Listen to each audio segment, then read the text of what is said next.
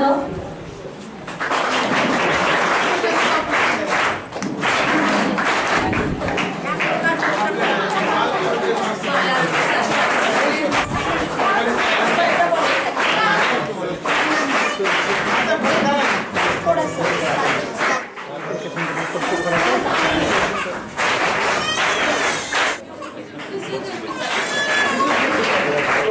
आणि करपे साहेब, मी आश्वासन देतो की कोणत्याही प्रकारचा तुमचा शासकीय कार्यक्रम असेल, रयत शिक्षण संस्थेच्या कोणत्याही शाखेमध्ये संस्थेमध्ये आपण आयोजित केला तर निश्चितपणाने त्याला सर्वतोपरी सहकार्य केलं जाईल असं मी या निमित्तानं राष्ट्रीय बाल स्वास्थ्य कार्यक्रमाच्या मोहिमेच्या निमित्तानं सगळ्या मुलांना मुलींना मी खूप खूप आश्वासन देतो, खूप खूप शुभेच्छा देतो। आपल्या RBSKचे पथक म्हणजेच एक मेडिकल ऑफिसर, एक लेडीज मेडिकल ऑफिसर, एक फार्मासिस्ट आणि एक ANM असं हे पथक जाऊन त्या ठिकाणी करतं। त्यामध्ये समजा एखाद्या मुलाला काही प्रॉब्लेम आला, काही व्यंग आढळलं तर त्या मुलांची संदर्भ सेवा घेऊन आपण त्यांना पुढे रेफर करतो।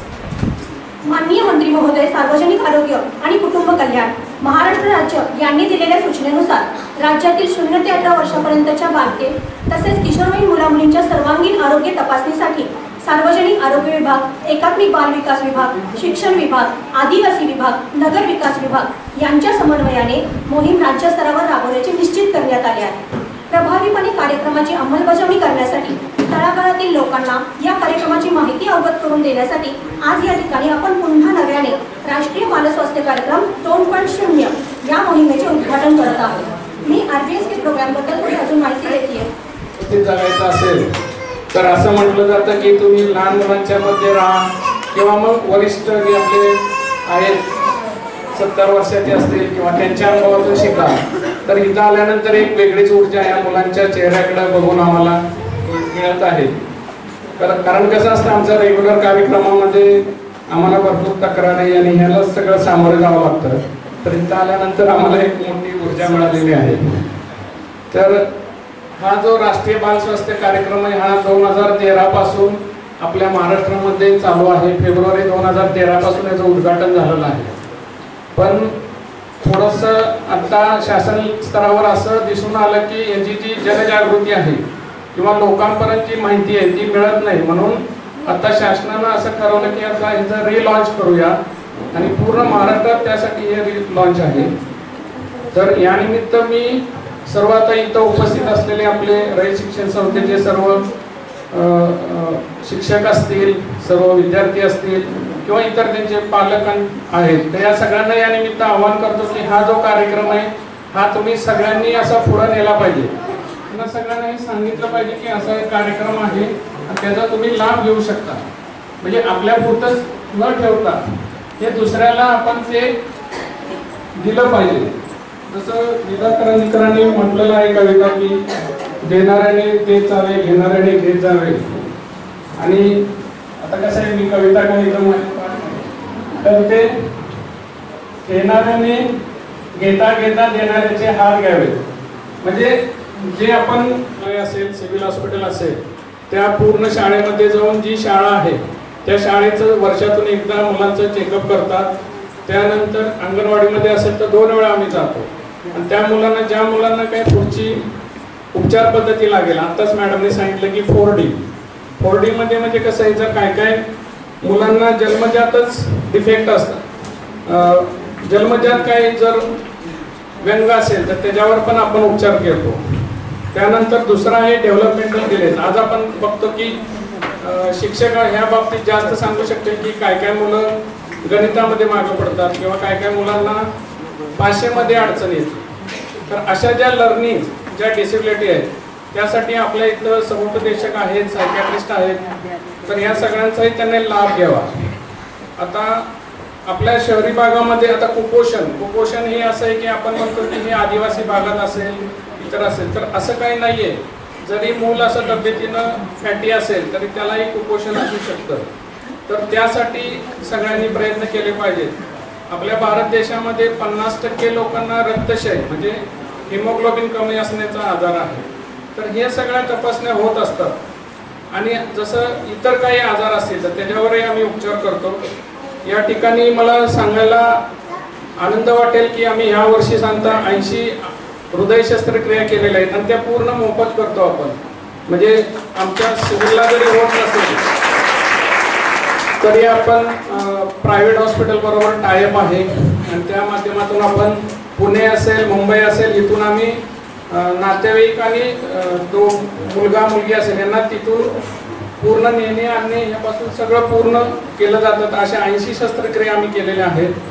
दुसरं म्हणजे जन्मजात जे बहिरेपण असतं ते बऱ्याच वेळा लक्षात येत नाही, तर त्यासाठी जी कॉक्लिअर इम्प्लांट म्हणून सर्जरी आहे, बाहेर सांगता 6 ते 7 लाख खर्च येतो, ती पण सर्जरी आपण मोफत करून देतो. पण ह्यामध्ये जसं आता प्रस्तावनेमध्ये सांगितलं की बऱ्याच वेळा अडचणी येतात, म्हणजे कागदपत्रांच्या अडचणी असतात किंवा काय काय वेळी पालकांचा पण नकार असतो असं. आणि ही जी शस्त्रक्रिया ही 2 वर्षाच्या आत जर केली तरच त्या मुलाला परत बोलता येतं. कारण जर एखाद्या मुलाला जर कानावर काही लहान असताना जर शब्द नाही पडली भाषा तर त्याला बोलता येणार नाही.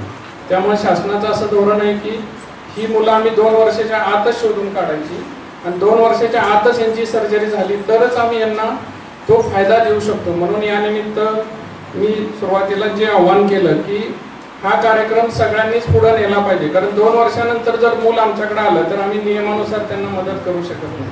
शासनाचं असं म्हणणं आहे की जर 2 वर्षानंतर तुम्ही ती शस्त्रक्रिया केली तर त्याचा तेवढा फायदा होत नाही. त्यानंतर कुपोषणाबद्दल मी बोललेलो आहे. आमच्या इथं त्यासाठी वेगळा वॉर्ड तयार केलेला आहे आणि ह्यासाठी सर्व विभागांची मदत पाहिजे. म्हणजे जे मूल आणि आई किंवा कोण राहील त्यांना आम्ही त्यांची बुडीत मजुरी पण देतो, सर्व व्यवस्थित डायटिशियन प्रमाणे त्यांचं खाणं वगैरे देतो आणि वजन वाढतंय का नाही हे बघून आम्ही बघत असतो. तर या सगळ्यांचा सर्वांनी लाभ घ्यावा. या मोहिमेचं एवढंच परत उद्दिष्ट असं आहे की सर्व समाजापर्यंत ही चळवळ जावी. कारण हे जे मुलं आहेत हेच आपल्या भारताचं भविष्य आहे, हेच पुढं जाऊन भारताला पुढं नेणार आहे, पुढची पिढी आहे. जर यांना काही आजार वगैरे असेल तर त्यांना स्वतःचं तर नुकसान होणारच आहे, पण त्याच्याबरोबर देशाची जी इकॉनॉमी असेल, आर्थिक परिस्थिती असेल त्याला अडचण येऊ शकते. तर यासाठी ह्या शासनाने चांगला कार्यक्रम घेतलेला आहे. त्यासाठी सर्वांचं पाठबळ आम्हाला आवश्यक आहे. जिल्हा शल्य चिकित्सक म्हणून कोणत्याही कोणालाही काही अडचण आली कोणत्याही आजाराबद्दल तरी आम्ही नेहमी सदैव प्रयत्न करू आणि आमच्या माध्यमातून जेवढ्या लोकांची मुलांची सेवा होईल तेवढं आम्हाला खूप बरं वाटेल. तर इथं आपण जो कौतुक सोहळा या ठिकाणी काही मुलांच्या संदर्भात घेतला तर ती मुलं इतकी लहान होती, इतकी छोटी होती आणि त्यांचं जीवन सुखी व्हावं, त्यांचं जीवन समृद्ध व्हावं, त्यांचं जीवन आनंदीमय अशा स्वरूपाचं व्हावं यासाठी सिव्हिल हॉस्पिटलच्या माध्यमातून त्यांनी ज्या शस्त्रक्रिया केल्या, म्हणजे तो मुलगा मी पाहत होतो तो वय मला वाटतं 7-8 वर्ष काहीतरी असेल, त्याच्यावरती हृदय शस्त्रक्रिया सिव्हिल हॉस्पिटलच्या माध्यमातून त्याकडे केली गेली.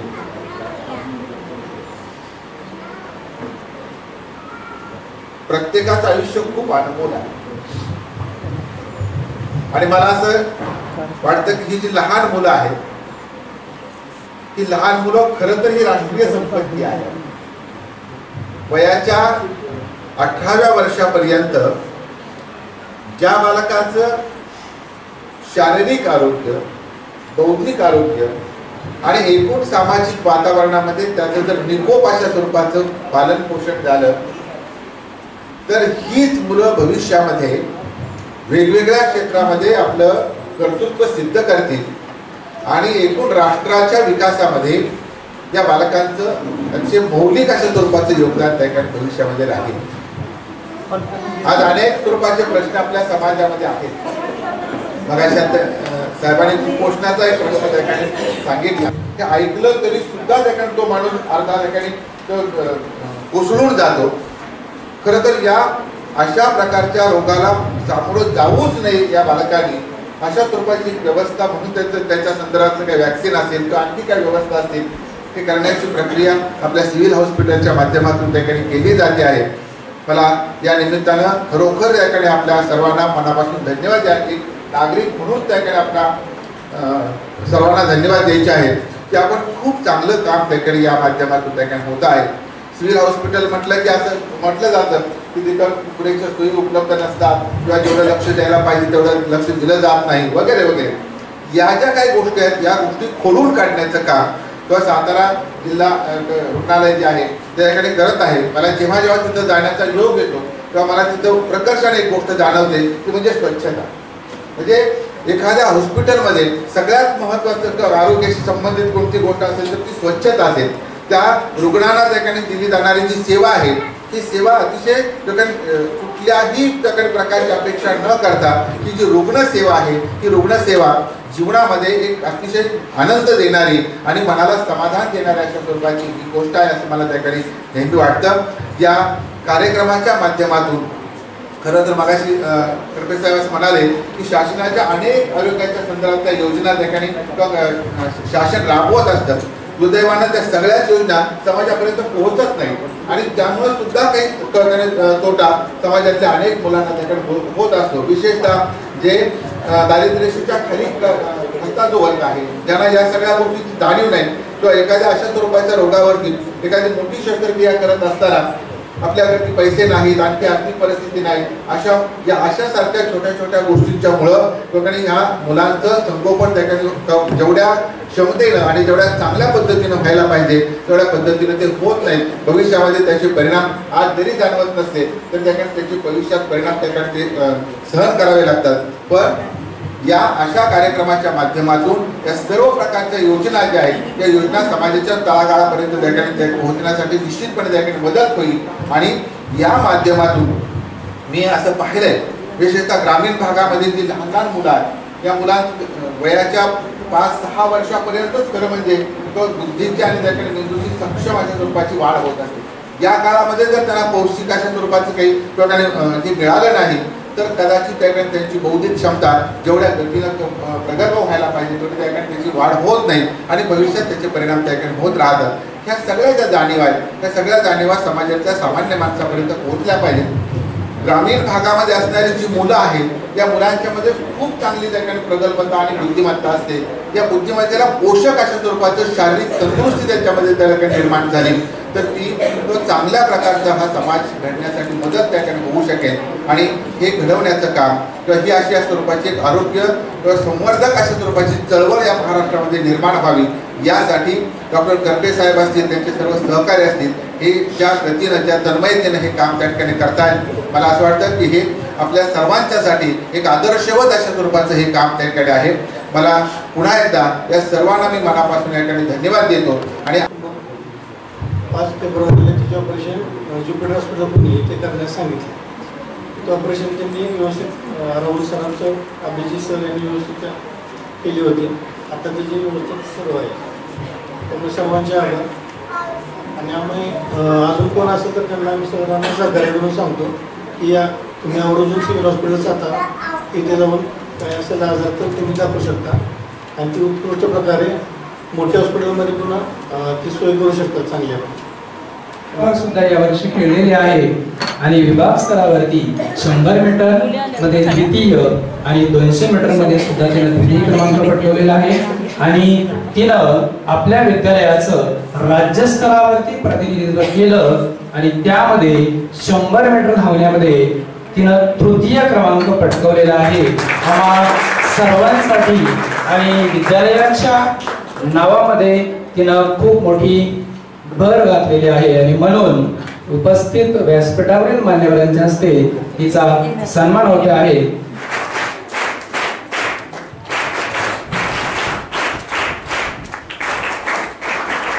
सलग 2 वर्ष ही विद्यार्थिनी राज्यासाठी आपल्या विद्यालयाकडून खेळलेली आहे.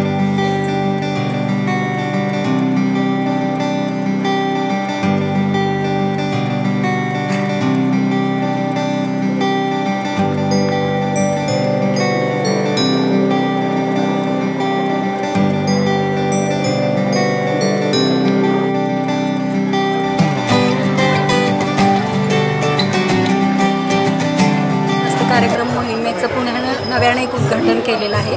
राष्ट्रीय बाल स्वास्थ्य कार्यक्रम ही 2013 पासून एक महाराष्ट्र शासनाच्या महत्त्वाकांक्षी योजनेपैकी एक योजना आहे. त्यामध्ये 0 ते 18 वयोगटातील मुलांची आरोग्य तपासणी करण्यात येते. त्यामध्ये शाळांची वर्षातून एकदा तर अंगणवाड्यांची वर्षातून 2दा तपासणी करण्यात येते. यामध्ये 4Ds अंतर्गत तपासणी होते. त्यामध्ये डिफेक्ट, डेफिशियन्सी, डेव्हलपमेंटल डिले आणि डिसीजेस. त्यामध्ये रेफरल सर्व्हिसेस दिल्या जातात. जागेवर औषधोपचारही दिले जातात. ज्यामध्ये रेफरल सर्व्हिसेसमध्ये जे मुले डिफेक्टचे आहेत ते आपण DIC, डेव्हलपमेंटल डिलेची मुले आपण DICला रेफर करत असतो. त्या ठिकाणी आपण स्पीच थेरपी असतील, फिजिओथेरपी असेल, ऑडिओमेट्री असेल या प्रकारच्या तपासणी करून घेत असतो. तर आपले जे मोठे आजार आहेत, मेजर सर्जरीज आहेत, त्यासाठी आपण मोठ्या हॉस्पिटलला MOU केलेले आहेत. त्याच्यामध्ये पुणे, मुंबई या ठिकाणी ज्युपिटर हॉस्पिटल असेल, आदित्य बिर्ला असेल, अशा प्रकारे MOU केलेले असतात. तर ही एक शासनाची खूप महत्त्वाकांक्षी योजना आहे. लहान मुलं ही आपल्या देशाची राष्ट्रीय संपत्ती आहे. तर राष्ट्रीय बाल स्वास्थ्य कार्यक्रम त्या दृष्टीने खूप महत्त्वाची पावले उचलत असतो.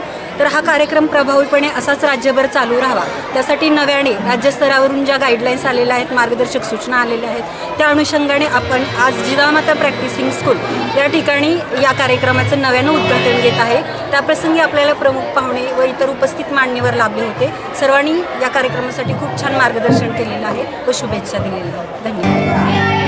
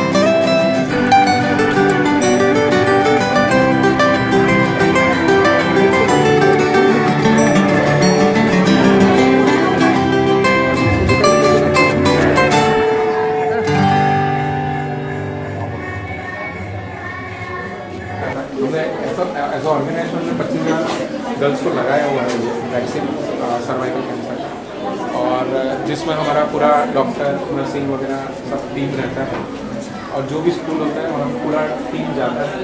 पहले अवेयरनेस करते हैं, पेरेंट टीचर मीटिंग बुला के उनको कंसेंट फॉर्म देते हैं. वो कंसेंट फॉर्म 2-3 दिन में सबमिट करते हैं. बाद में वैक्सीनेशन ड्राइव प्लान करते हैं. वैक्सीनेशन ड्राइव में क्वालिफाइड डॉक्टर वगैरह ऑलवेज प्रेजेंट रहता है. एम्बुलेंस ऑलवेज स्टैंड बाय में रहता है कोई भी इमरजेंसी हैंडल करने के लिए. और बात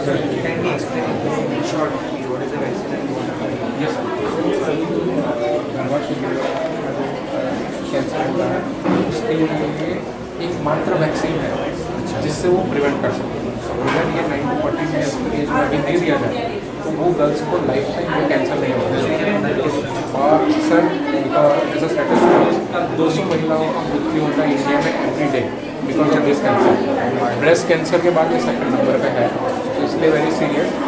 उसका अवेयरनेस नहीं है, access government already started working, programme launch होने वाला है. सो हमारा ये प्रोग्राम को ही हम कंटिन्यू करके आगे उसको कंटिन्यू करेंगे ऐसे ही प्रोग्राम. तो ये स्कूल बेस ही रहने वाला है, तो उसी को हम सिमिलर वे में हम उसको इम्प्लीमेंट करेंगे. कितने साल तक वैक्सीन दिया जा सकता है? सो अभी 9 to 14, सो क्लास 4 से लेके क्लास 9 तक की जो बच्चियाँ हैं, 9 जिसने कंप्लीट कर लिया है, और 15 कंप्लीट नहीं हुआ है वैसे 9 से 14 वर्ष तो उन्हें ये देते हैं. और ये देने के बाद सर वो ऑब्वियसली वो प्रोटेक्टेड हो जाता है.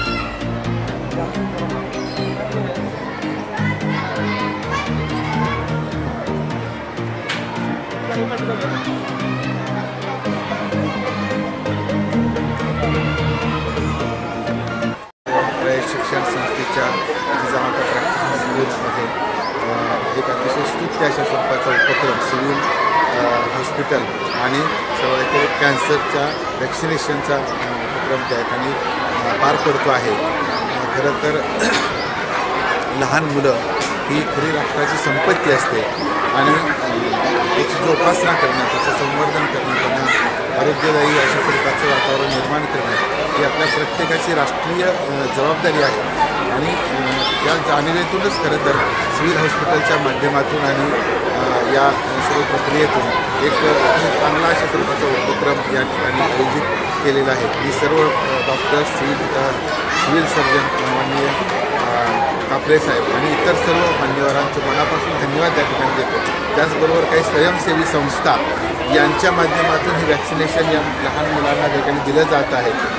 ही सुद्धा अतिशय स्तुत्य अशा स्वरूपाची एक संकल्पना आहे, त्या ठिकाणी काम आहे. मला या सर्व टीमला या ठिकाणी मी धन्यवाद देतो, त्यांचे आभार मानतो आणि राष्ट्राच्या उभारणीमध्ये आपण सर्वजण जे योगदान देत आहात ते योगदान त्या ठिकाणी चिरकाल समाजाच्या स्मरणात राहील अशा स्वरूपाचं आहे असं त्या ठिकाणी मला वाटतं. पुन्हा एकदा धन्यवाद. Okay sir.